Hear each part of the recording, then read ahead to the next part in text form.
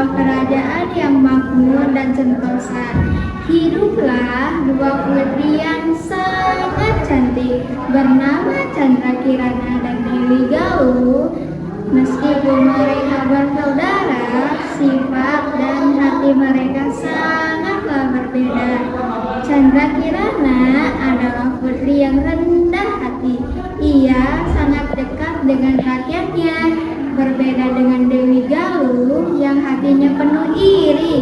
Ia benci melihat Chandra Kirana disayangi rakyat, terlebih oleh tunangannya, Raden Inu Kertapati. Dengan perasaan dengki, Dewi Galuh berkata, "Kirana harus pergi." Dewi Galuh lalu mengutuk Chandra Kirana menjadi seekor keong emas, lalu membuangnya ke sungai. Berhari-hari ia hanyut hingga akhirnya terbawa arus ke sebuah desa dan ditemukan oleh seorang nenek.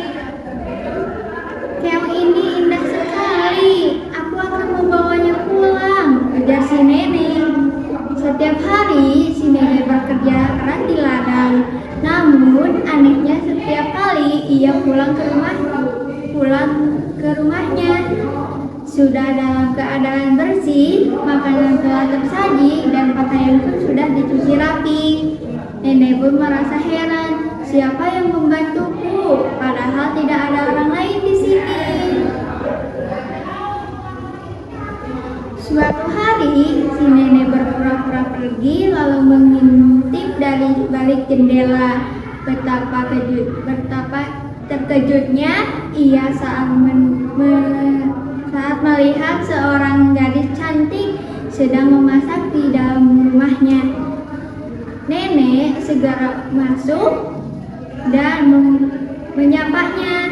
"Siapakah kamu? Wahai putri cantik, dari manakah asalmu?" "Aku adalah putri dari kerajaan Daha yang disihir oleh saudaraku sendiri. Karena nenekku sudah membantuku, aku ingin membalas budi," jawab Chandra Kirana. Setelah berkata demikian, ia kembali berubah menjadi keong emas.